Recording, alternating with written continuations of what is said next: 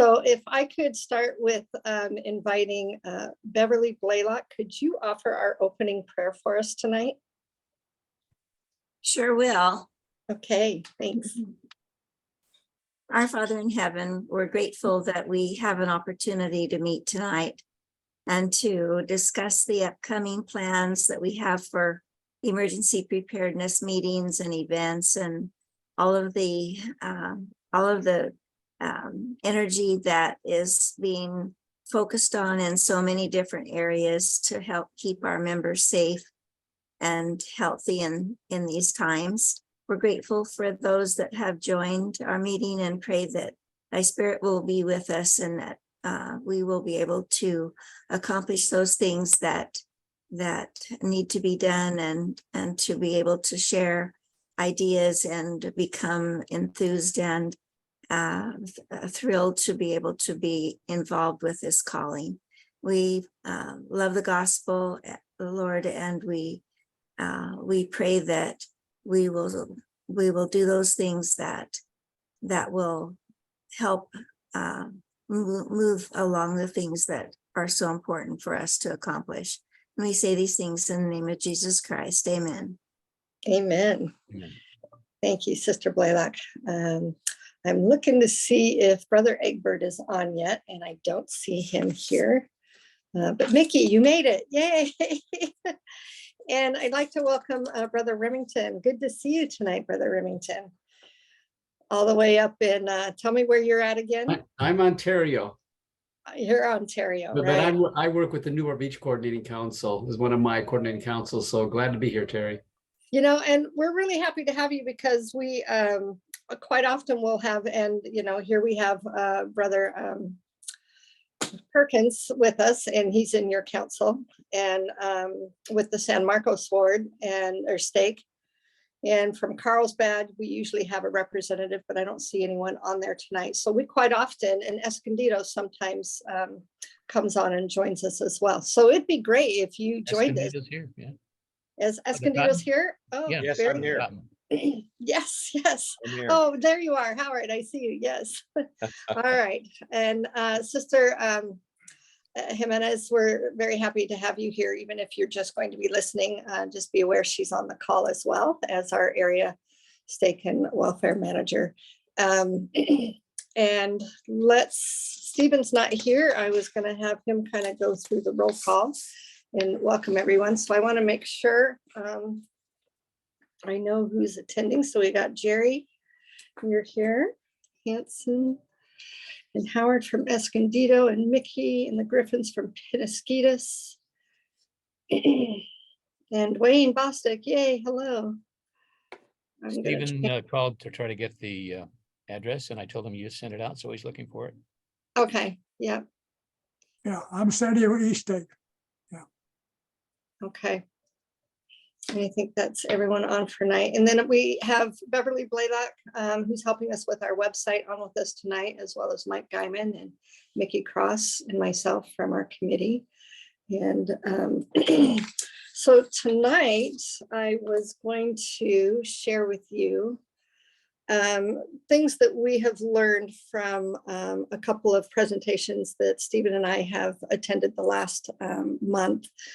And I sent another email to you, and it's from our San Diego County Fire Safe Council.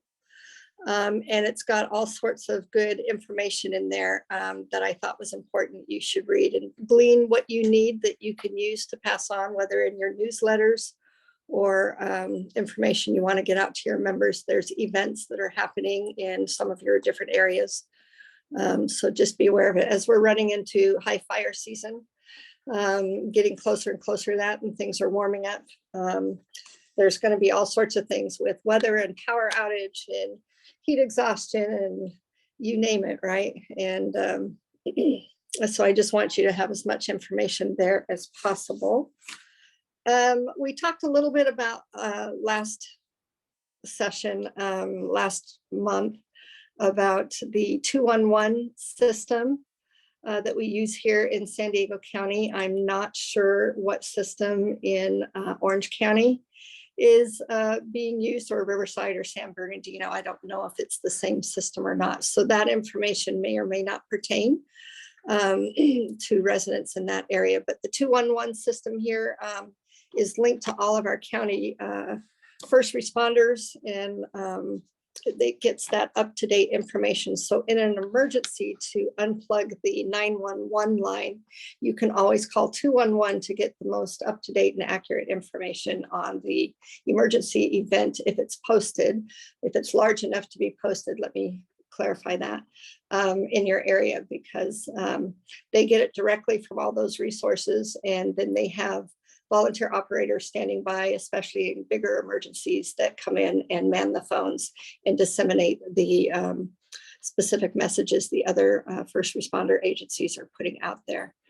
So I had prepared on a different computer some slides that I could share with you, and then I realized it won't work on my iPad. So I will send them out.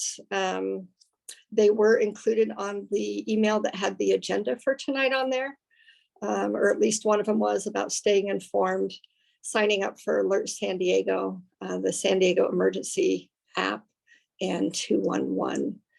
And then registering your phones with Alert San Diego. And yeah, like I think that was everything. The other one that I had prepared for you was a quick wildfire safety guide. And I will send that out after our meeting here today. And so it's giving you some more broader organizations that cover the state of California, so that you can get information coming from California Office of Emergency Services. And it had a nice chart about before a wildfire, during a wildfire, and after a wildfire, things that you should prepare, and places you can get alerts during, and how to get aid after. So I thought that that was a nice little sheet that they put together. So I will forward that out to you afterwards. Going on with our committee updates, you should all be aware by now that the primary in our area for San Diego is the primary presidency. The general primary presidency is coming the same weekend we had planned our training meeting for September 16th. So we got bumped. And Mike, you still have not heard about our new date, is that correct? No, and I have been out of town Mm-hmm. for a few days, so I'm back and I'll be calling the Okay. team scheduler, hopefully tonight. So I will tell you that we are searching for a new date to do that. And Mike, tell me what that was again. It was October. 6, 7, 8, whichever. Yeah, the 7th. Friday, Saturday. Hang on a second. October 7th. So general conference is the week before. And so this would be Saturday, the 7th, that we're shooting for, but we do not have confirmation of a building secured for that. So once we get that, we will send the dates out to everybody. And we realize that's going to step on somebody's state conference. It usually does this time of year. You just can't avoid it. So that's a lot of big meetings, one after the other. But we were left with limited choices there. So we'll make it a good one and make it worth your while. How's that? Mike, do you want to update us on communications? Sure, I'd love to do that. Try and stop me. We have had limited attendance at our meetings, our Zoom meetings that we're having the first of the month. So we're regrouping to find out why that is. And we're going to figure that out. But I want to move forward focusing on getting updates, see if we can get updates. And if Steve Egbert was here, when he's trying to get on, I think Mickey might be helping him. No, she's not. You're not helping Steve get on? Okay, I thought he called you. I saw you on the phone. All right, never mind. We're looking at that. I'll tell you what one of my concerns are, that it's going to affect everybody, is that the repeater that we use, the Palomar repeater that we generally use for our emergencies, Stephen says he never received the email from you, Terry. Just sent me a text. Well, I resent it to everyone, so I don't know how he's off the list, but I'll remedy that. Go ahead. All right, thank you. So a lot of the repeaters are now doing digital communication. And when that comes on, you can't, if you don't have the digital equipment and so on and so forth, you can't hear what's going on. It's just a bunch of noise. And communicating with them to tell them that we're there, I don't know that they hear us and we hear them, but we can't say what they're saying. We can't communicate. So the problem being that the repeater that our main repeater to use, the 2-meter repeater, is now running digital audio. So we do have our own UHF repeater that is being underutilized. And so we're going to work on that because of it. And the boots on the ground work is still moving forward. We're refining it more and more as we go, and we'll be reporting on that as needed. And let's see what else is going on. I think that's about it for now. Okay. A little business with Escondido. Howard, I see that you are on, but Bill is not, and I'm having his email address bounce back to me. Bill's out of town and he asked me to just fill him in on what he missed. Okay. But, he was planning on it. Do you have his address that I can confirm I've got the wrong or right address? Yes. Let's see. What do you have? Do you want to just type it in the chat for me? And Yes. okay, we can move on with that. Beverly and I have been talking about social media, and hopefully everyone here is aware of the SD preparedness website. If you're not, we'll type it in the chat, and we encourage you to go there and look for information. Beverly is updating that website on a regular basis, and we've got some great ideas for this upcoming training and what we'd like to do. But our focus is going to be on communications, specifically with the upcoming shakeout drill in later of October. And we've been focusing on boots on the ground, but we realize not every ward and stake is going to have that capability. And what we do appreciate is those that do have that capability to do a boots on the ground and have been working on their mapping system and putting up their zones and block captains. We applaud you for that effort. And for those that need to use other means, by all means, use your text, your email, your radios, whatever works and your leadership wants your stake and ward to do. But as long as you participate in some way, we want that to happen. And Beverly, do you want to add anything that you've been talking about that I haven't mentioned? Sure. Sorry. Sorry. I actually would like to ask for some advice. So my role within the Communication Council, the San Diego Coordinating Communication Council, is as the social media specialist. And basically what I do in other areas is that I work with each of the stake social media specialists in your area. And whenever there are events and so forth, I send like draft posts and sample content to your social media specialist, and then they work with their communication director and identify if they want to, put that on their website or their Facebook pages and how to distribute the information. And so one of the things that I'm toying with and need. I want to find out the best way of helping you.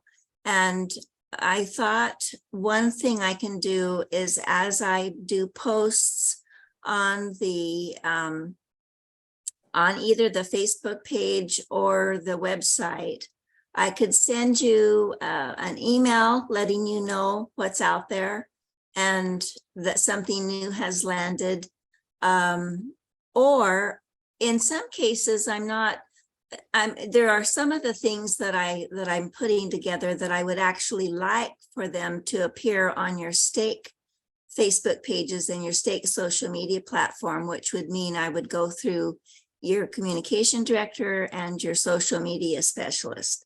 So my question is, as you think about all of your efforts with trying to get information to your members about emergency preparedness, how can I best help you?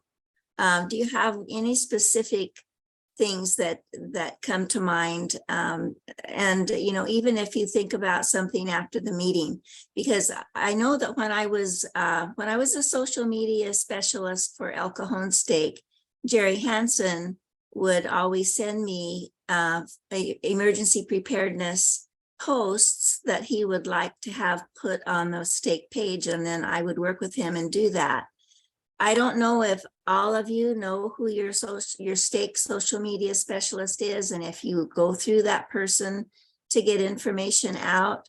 I'm happy to kind of help them help you, or I'm happy to help you directly.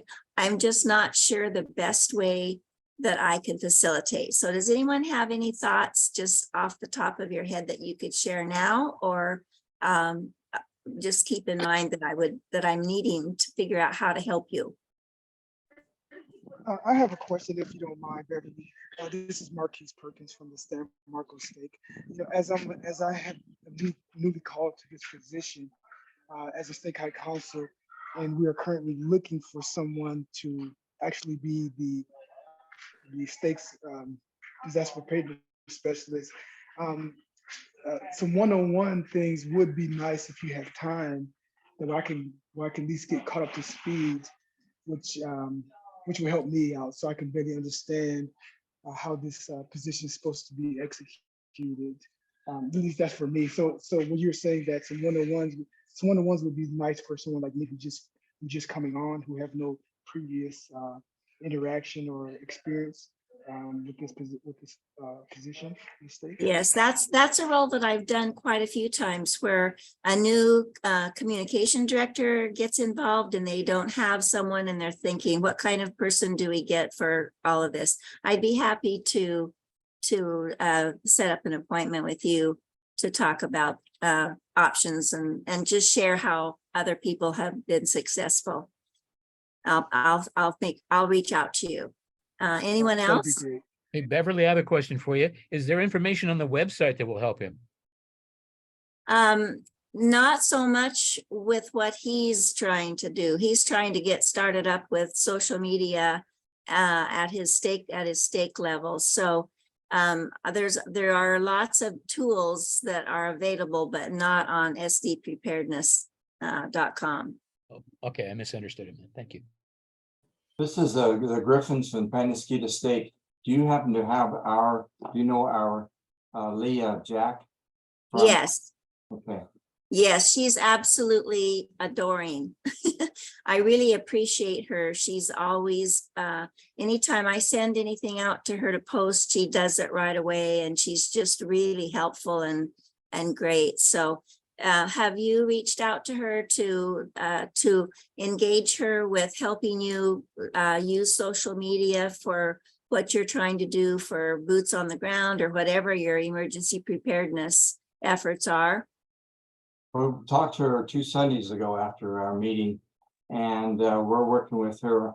We sent her some information about the SD emergency app. That's our Okay. biggest thing. We know we can control that. We know we can't control the rest of the stuff of the steak, but we're trying to get the steak once again to have everybody have that app on their phone, so the steak presidency, release steak presidency, instead of have to worry during emergency. So she's going to try to get it back out to all the social media groups that she's in control with.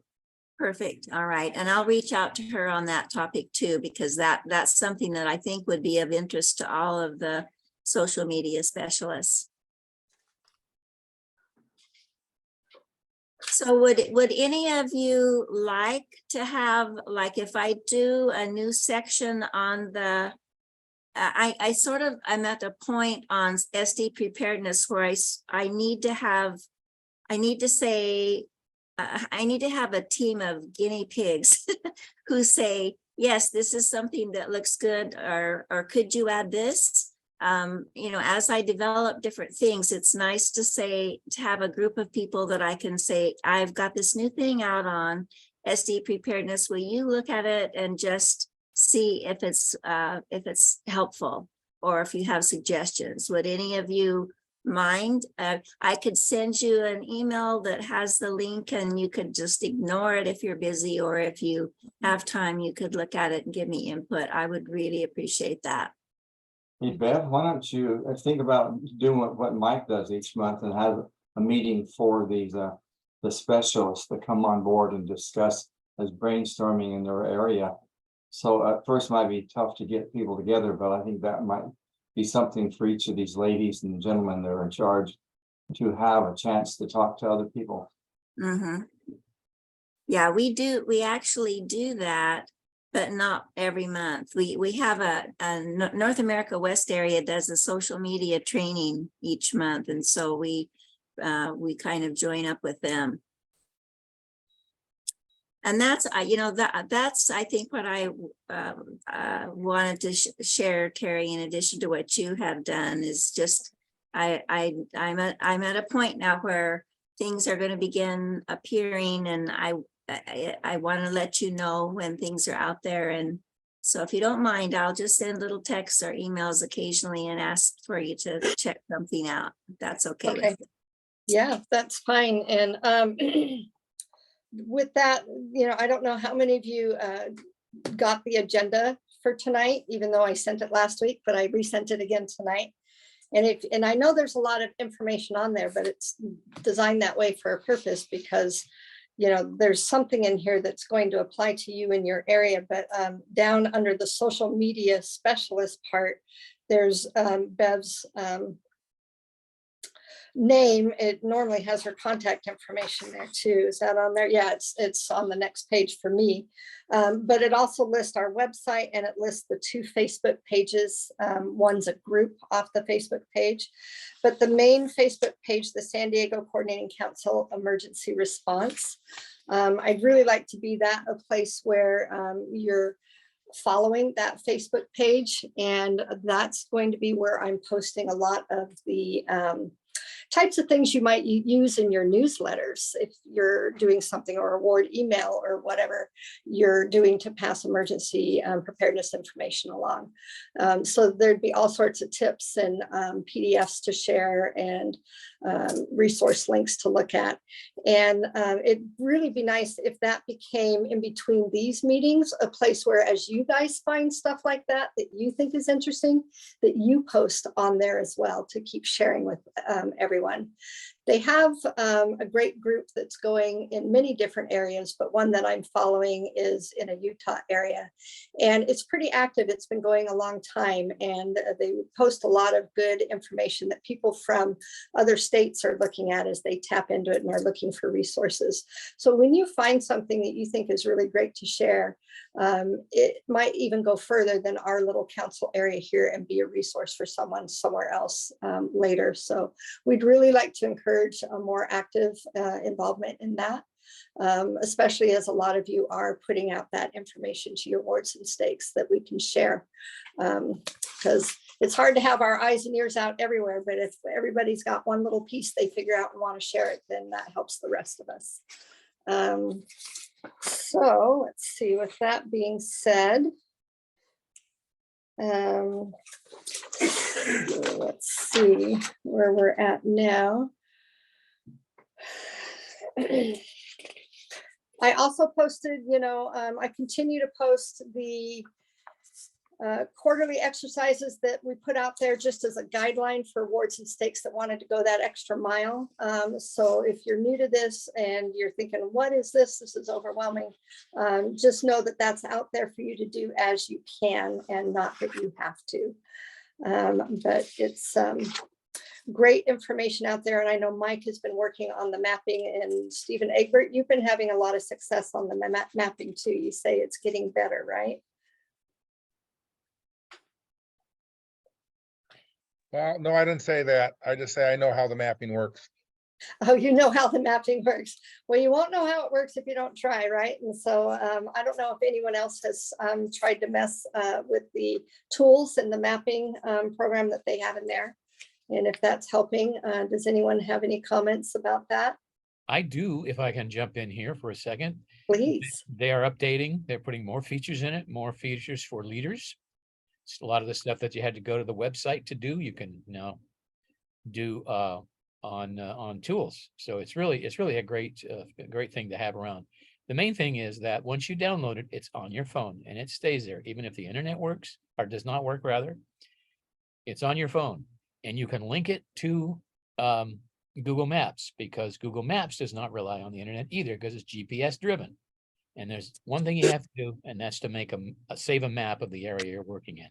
And we'll be talking about that as we move on again, probably in our training meeting coming up in October. Yes, absolutely. And then I wanted to make sure I mentioned everything. So I'd like to kind of ask, because I want this to be a valuable program that we're putting together in October. And rather than you just coming and hoping you hear something that's pertinent, I wanted to ask you if there was something specific that's been in the back of your mind over the last couple of years or months that you've been in this calling that you've not been hearing from us, and that you would like to get more information about and might make a good presentation at our training. Has anyone been thinking of something that they'd like to talk more about or hear more about? We're really stressing the communications part, and that's under the directive pretty much of Elder Clark, who was worried about our effectiveness of being able to communicate in the case of a really big disaster. And so we were trying to drill that down. We're going to focus heavily on communications, but I don't want it to be focused in only one area if there's interest in a couple other areas that we should probably touch on. So if you figure out something down the road, always email me independently of this meeting, and we can start adding things to discuss for the next meeting and see what we can come up with. Yes, Brother Griffin. You know, my big love is the SD emergency app for all of San Diego County. I think it's too late to ask them to come and discuss their new app. Have them come and present that to your meeting from the county.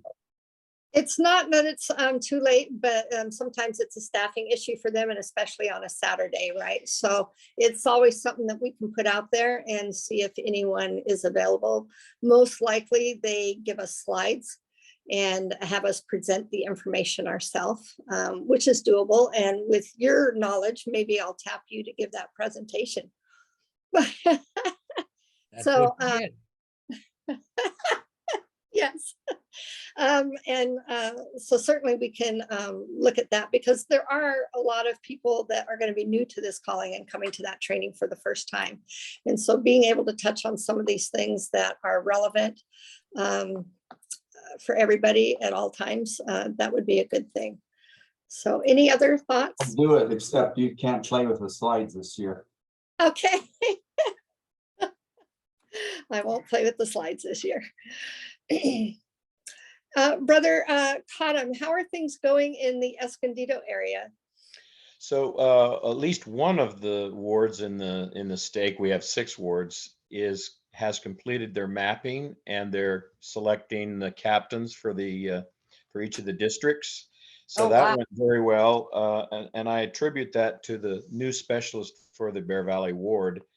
His name is Juan Rivera, and he actually is a police officer in La Jolla for his full-time job, but he has a master's degree in something related to emergency, and he's written a document for our stake, and now he's our ward specialist, and we're going to modify his previously prepared document and update it so that we can now use it for the stake. But he's done a marvelous job, and he has already finished using tools. He finished the mapping of our ward, Bear Valley ward. Excellent. And he's now selecting those But the other wards are lagging a little behind. We're trying to get them up to speed with the mapping. And that's totally fine, because if you start in one ward and you really hone that down to where it's working great, and the longer you're talking about it and consistently using it, and then other people get interested and see that this isn't going away, and maybe they ought to jump on board, and it just keeps spreading. But it does take time sometimes to. It get does, and we're going to have Juan come and talk to the rest of our specialists in our next stake meeting, so that he can say how it worked for him and help them with their problem solving. Howard, And- I met him at the meeting that we had up there with your stake president. Yes, Juan And- Rivera. Would you see if he would send a copy of whatever he's presenting to me, and with permission to use it in ways that would help with other stakes? Well, he has the old document that we're updating, so it's not ready yet, but when it is, I'll have him send it up to you. That'd be great. Thank you so much. Okay. And like you heard Brother Guyman comment, if we need to meet one-on-one and even talk to bishops or stake presidents about the program, and any way that we can help move things forward in your stakes and wards, we're all willing to do that. So just let us know. Yeah, Mike came up and gave a nice presentation in our stake. Yeah. And you guys have been utilizing Fifth Sundays every now and again and doing a presentation on emergency, right? We did use one. We've used Fifth Thursdays also. The Fifth Thursdays. Nice. We know nothing else is scheduled on a Fifth Thursday. That's true. That's a really great idea. And can you remind me, I'm sorry, I probably asked this multiple times and I'm still trying to update all my records. What are the wards in your stake now? So Bear Valley Ward, there's Escondido Hills, Mm-hmm. Valley Center, Mm-hmm. Felicita, Yep. and El Norte, the Spanish ward. Is that 6? Oh, 5. San Pasqual. San Pasqual ward is the 6th ward. Okay. All right. And there's no YSA? No, there isn't. That's in the San Marcos ward. Oh yeah, San Marcos took that on. Okay. Oh, sorry, San Marcos State. Yes. Yes, I understood that. All right, perfect. Thank you very much. And Mickey, what's going on in Del Mar?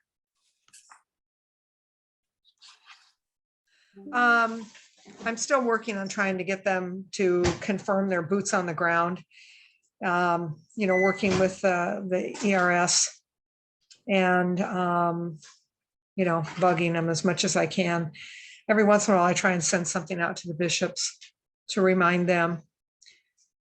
But other than that, sometimes it's kind of like a cat chasing its tail. I know that you're active in CERT and you have your GMRS or whatnot nets that you attend, right, with your CERT group. Do you do anything in the stake, or is there any net going on in the stake at all? No, I have thought about that. Not sure what. Yeah, I've thought about that because I've been trying to work on bugging.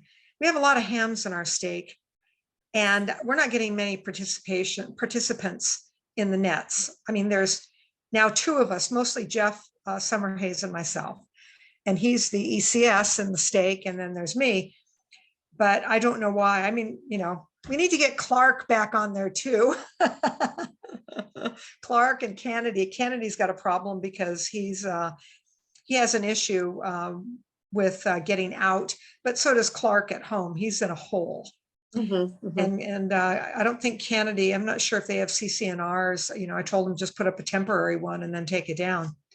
But, I was trying to get one of our other hams that's an extra to get over there and help both of those guys get something either set up or what, but I know they're really busy. So, Well, I don't know if you've been able to facilitate an emergency, a stake emergency council meeting, but that might be a good place to start. If you can get everyone to the table, at least talking about it, that's kind of got to be your first step.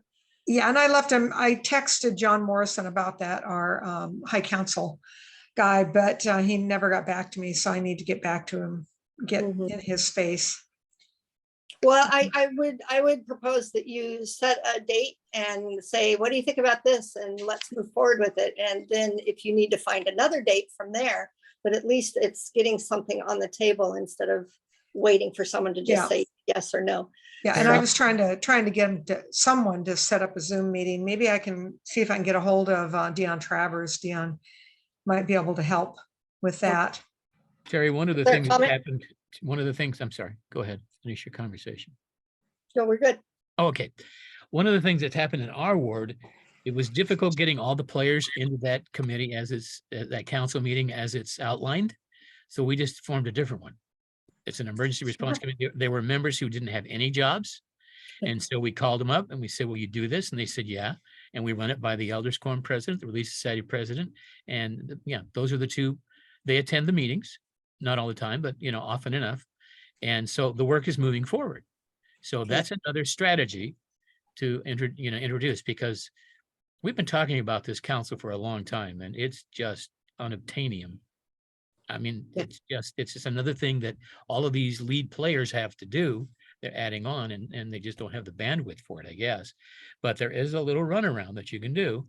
And it's kind of the same thing as saying, look, we know you're busy. So, do you have any members in your ward that don't have callings that may be interested or, may help with this? And then you just discuss the same things that you would. And as long as the Elders Quorum president, Relief Society president are on board with it, you're good to go. Yeah. That is a good strategy. And again, that's kind of what we're looking for is, all the information we put out there are guidelines for you to utilize what works best in your wards and states. And I can't iterate that enough, because you need to have that leadership buy-in, the priesthood on board with what you're doing. And for Penasquitas, it works going through the Elders Quorum president and getting them to facilitate the meetings, which is great. And for other areas, it works differently. I know in the Poway stake, they've been able to have their second emergency communication or emergency council meeting. And that's going well for them. Somehow they're able to get all the leadership there. And so every stake's different, just like you say, with the responsibilities that they have. And we have to be able to kind of look at that and not get frustrated with it. And just know that if Don't we give keep up. praying about it and asking for inspiration, something like what Mike just suggested may be, what's going to work for you. So be open to outside the box as to keeping it going versus getting frustrated and shutting down. Go ahead, Mike. I forgot what I said. Sorry. It was good though. I'm sure it was. Okay. And Rob, what do you know about Vista? They don't have anyone called yet. Oh, you're not in Vista, you're in San Marcos. I keep forgetting. Dang. It's okay. That's All right. I enjoyed the Vista steak for a decade or so. So I still, my heart's part of my heart's there, but mostly San Marcos now. Right. This is Um, probably the only stake we don't have engaged at all. So, Yeah, it's the youngest stake in the state of California, right? So, we get a little bit of grace, but no, with Marquise now called in his high council calling, as he said earlier, that'll help now get some attention at the stake level of the needs. I know he's beating that bush. Otherwise, on the ward level, we do a local simplex net every other Saturday, and I've got about two other operators that join me so that we test our equipment, and we're starting to establish some rules of, okay, when we go into emergency, if the repeaters are jammed, which they probably will be, okay, here's our simplex frequencies in this order we're going to go to, and we're going to check in at certain time past the hour every 3 hours or whatever that there's a survival check-in procedure. And so and I know I was talking to Mike about the same, and Mickey, when we go to a disaster and it gets crazy out there and everybody's trying to talk at once, how does this group, where do we go and know to go? Because we won't maybe be able to text each other to say, let's go here. It's where are we going to go, because we have a pre-planned where to go and what time to go there. So I think that's a big opportunity. yeah, absolutely. But otherwise, yeah, we're still trying to get some traction in San Marcos. Yeah, yeah. No, but you guys are doing great. I mean, you're moving forward. Like I say, Vista is the only one I don't have engaged at all. So I don't know what's going on in Vista at all, but San Marcos, Escondido, you guys are doing great. Carlsbad has had change of leadership. They're not here right now, but at least I don't think anyone's here. Brother Thunstrom is the high council there, and we just got a new one. Jim Maxwell had said Brother Eason has taken his place. So that happened last month. And so we're still working with them, Brother Remington, but normally, I say the other 3 wards or the stakes in your area come. And then Wayne Bostic, what's happening in your area? Well, we're doing pretty good. Actually, I mentioned to you previously, I've been out of action a little bit. I injured my hip, I fractured my hip in a parking lot. So I had surgery. So I'm almost recovered. So now I can really get out and start beating the bushes and talking to folks and so on. So I'm going to start cranking out here next week and summarize our meeting and so on. Now we have all of our wards. I have about 4 of them that are really doing great. So I'm very happy about that. I've got a couple that need a little bit of prompting, and I'm going to work on that. So we're making progress. And we're going to be fully ready when it comes to time. Okay. Yeah, no, I just really appreciate you, Brother Bostic.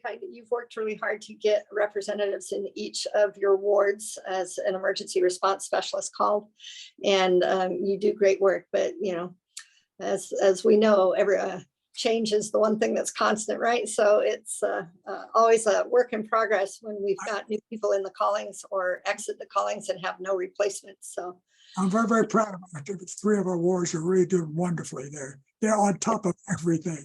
So I'm happy with that. So we're going to make it happen. So we're pleased. So okay. So I'm almost recovered. So at least I can do a lot of, on the phone and emailing and so on and so forth. So we're getting there. We're getting happy about that. Okay. Okay. Thank In you. our in our Poway area last Friday, we had a gas line break.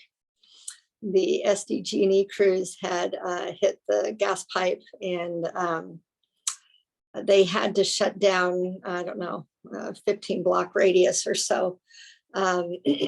And a reverse 911 call went out to the residents in that area, and they had to evacuate, and they had to open up a shelter.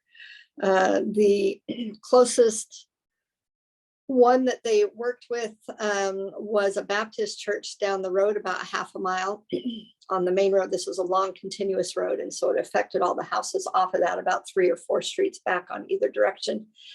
And they did not have an MOU with the church. The city did not have an MOU with the church to be able to go inside. And so this was on Friday last week. I don't remember what the temperatures were, but they were high. And they had everybody standing on the blacktop in the middle of the heat. I think the gas break was about 9:30 in the morning. And they had a woman who was representing the church there. And as people were showing up, they were showing up with animals and all sorts of things. They finally decided to open up a second shelter since it was too hot at the church, and they went into a local park, but that was about 1.5 miles, 2 miles away, and that you had to drive around to get to it. You couldn't get there from a straight line. So a lot of people were going in these 2 different shelters. They activated our CERT team to then run the second shelter. And then finally, the first church decided she was going to make an executive decision and let people in anyway, so they could get some air conditioning, and then even let their animals go as well. So eventually we had 2 shelters going with air conditioning and animals. And about 5 o'clock, and then SDG&E, what they had to do is they then had to go to every house within that radius and turn off everybody's gas main, right?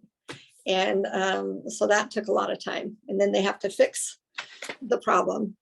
And they did let everybody back into their neighborhood, into their homes about 5 p.m. that night, once they had the line repaired. But a lot of people were still without gas or power in some cases, because they did not have time then to go to everybody's house to turn back on. the gas. And so that happened all the next day on Saturday, with some people still out until Sunday. So it was an interesting event. It was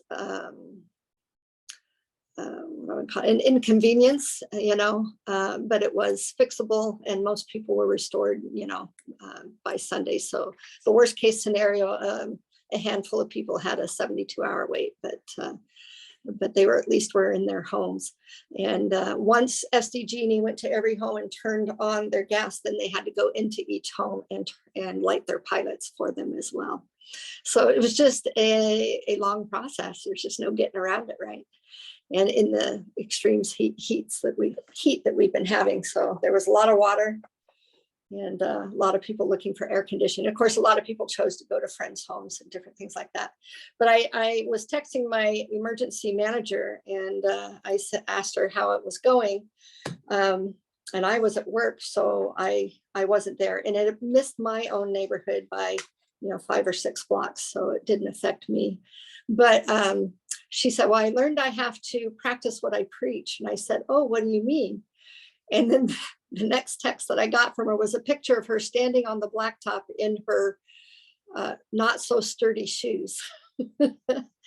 And she said, I wish I'd have had that Go Kit in my car with my sturdy tennis shoes in it, a hat, and some sunscreen, because when she went to work that day, it was nice and cool in her little office, right? And when she got the call to go out to the church, I don't think she knew, or anybody knew, how long it was going to take. And she was standing there for 7-8 hours in the hot sun, and working with people coming in, just trying to make sure that their needs were being met. So it was kind of a good lesson. And it kind of got people around here thinking a little bit more about preparedness. But sometimes, we get so busy in our lives that does kind of go on the back burner, and everything else, those other distractions, those important family things, the important church callings, they kind of tend to overlap with what we're trying to get people to do. So I appreciate the efforts that everyone's going through, and the little things do matter. So don't get frustrated and discouraged by that. Sometimes it's just going to take another event, and hopefully there are little events like this that can be overcome quickly, but that spur people on then to take that next step. So with that being said, then Griffins, I haven't talked to you about what's going on in Penasquitos. I just can't say anymore, but that how important it is to get your high counselor involved. We've been here 6 years and 300 counselors, and the only one has been talking to us. And he has really involved the bishops and has called these meetings. Once you have authority at the table, people react, and he's going to take presidency, and he is going to get the bishops involved in this boots on the ground. But I have a question. Now, are we going to do our drill still on the 16th of October? 16th of October is the state of California shakeout. Are we going to do it that weekend for the drill? Typically, most stakes awards find that they do it on that Saturday afterwards, because the actual drill's on a Thursday. So again, it's going to be what works for your stake, because some stakes are going to probably have a stake conference on that weekend, so then they have to move it to another weekend. So, but typically it is the Saturday after the great California shakeout. Also, like I said, we're talking about the media people, and they were excited about helping us with this SD emergency app. We got a new Really Society president, and so we're going to talk to her about how she can get confidence after a disaster. All her stake sisters have been notified.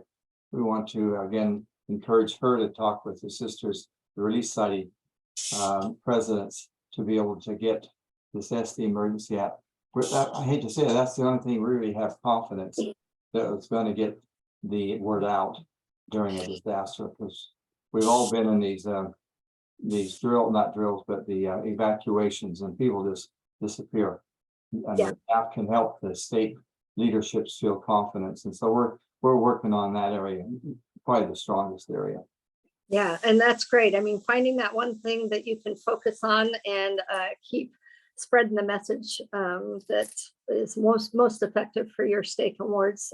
That's awesome. And then you keep building from there. With that being said, Brother Remington, is there anything that you would like to, as we've been talking, maybe spurred some thoughts or inspiration from you, that things that are going on in your area we might not be aware of? Or oh, you're muted, I'm sorry. Sorry, I'm trying to be unobtrusive. I'm continue to be impressed by what you're doing in your organizational efforts. And I know I listen, and there's some frustration, you know, and you hear that. And in my own stake, we deal with this. But what you guys are doing is really remarkable, and it's accomplishing a lot of good. And you know, I'm going to see about, to the extent that I can influence, that's what I can do to get the other coordinating councils I work with. I'm not aware that they do anything like this, so I'm hoping to get them motivated to sort of address this issue, right? An ounce of prevention is worth a pound of cure and then some, right? So yeah. Nothing more insightful than that. Just I'm learning and appreciate being able to kind of rub shoulders with you and learn from you. So thank you very much. Absolutely. Well, thank you. One of the things we did in our area recently is we did a community meeting, but it's something that could be drilled down to a stake, or even a couple of stakes in the area that might share like county resources. But we did a picnic with the fire chief in our community. And then the chief came out and spoke to people about that particular area and the wildfire hazards, you know, that had been, and that they're looking to what it will be like this year, and updated everybody on, you know, newest equipment and personnel and all the fun things that are going on and what they're doing, how they're communicating, especially from air to ground. Just all sorts of new things that are happening all the time, in new ways that they're combating these wildfires, or getting ahead of it, and, you know, modeling it and seeing ahead of time how they're going to attack it based on weather patterns and heat and dry brush, and the technology involved with trying to combat all that is fantastic. And anyways, it was a really great presentation. Where one of his firefighters got up and talked about how to harden your home, and the other one talked about wild defensible space. And, you know, they could be in and out in a dinner-like setting, or an afternoon lunch-like setting, or picnic at a park type setting. So that's just kind of an idea I'm throwing out there. They have people in these organizations that are specifically, their job is to be an outreach person in the community, and to spread this information to as many people as possible. So they're hoping someone walks in and say, hey, can you come and give us a presentation? So be thinking of those kind of resources you have right around you that can come and spread that information. So it's not always coming from you. I'm the type of person, I always like to bring in others. What's the word for it? Expert, not witness. Expert testimony. Something like that, you know. I can't remember. Wayne, last night when they asked you to present on the ventilation, Wayne, I'm talking to my husband, he presented on the ventilation in your home. Subject matter expert, that's what they called you, right? Yes, a subject matter expert. And there you go. So anyways, I always like to bring in other people, so it's not always me talking, and that's just an idea as well. So with that being said, Stephen Egbert, was there anything else you needed to add? Nope. You went to the big meeting for the feeding task force. They did a tabletop drill. And Oh, yes, I went to several meetings. I went to the Red Cross feeding meeting. What do I have to add to that? There was a number of the big players that would feed large masses of people. We have a seat there because we have had trained feeders that were trained during COVID as to how to work with Red Cross and feed. Maybe many of you have experiences remembering that. The people that were there were like Meals on Wheels and Salvation Army. And the scenario they ran was to basically repeat the 2003 fires that we had, where we had large numbers, close to 1 million people evacuated from their homes, but about 50,000 that needed to be fed by volunteer agencies. So it's scary, but that they always have a scary scenario for us. Yep. I went to a fire safe council meeting. Did you mention that already, Terry? I have not. Where they were talking about different technologies for fire safety. Terry brought Robin Gephardt with us to introduce Just Serve to all of these fire safe groups all over the county, and they showed, Terry, you should say you spent some time. They showed enthusiasm because that's what they are lacking, is volunteers. Yep. So that was really good. And that was another point I wanted to make sure I brought up was, utilize your Just Serve. You're building a team of people to share information, volunteers, projects, your social media person, your communication director for your stake. All of those people can be involved in your emergency response planning and helping you get the word out to members and connecting the community back to the stake and ward members. So Let me add something there, is that is everyone here participate in the communication council of their stake? Because a lot of this stuff kind of goes around in a circle, One thing that was brought up is how we're trying to encourage Just Serve high school chapters. And that was brought up by Robin.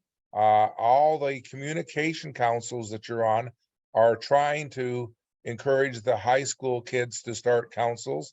And they need, well, it's what do you call it? It's infectious in that you set these up, then they need projects to do.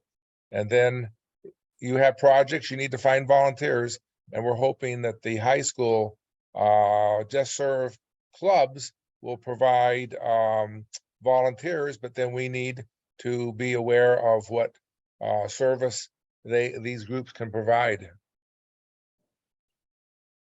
Yeah, so Robin told us that they had 20 high schools that are starting with new Just Serve clubs this year in September.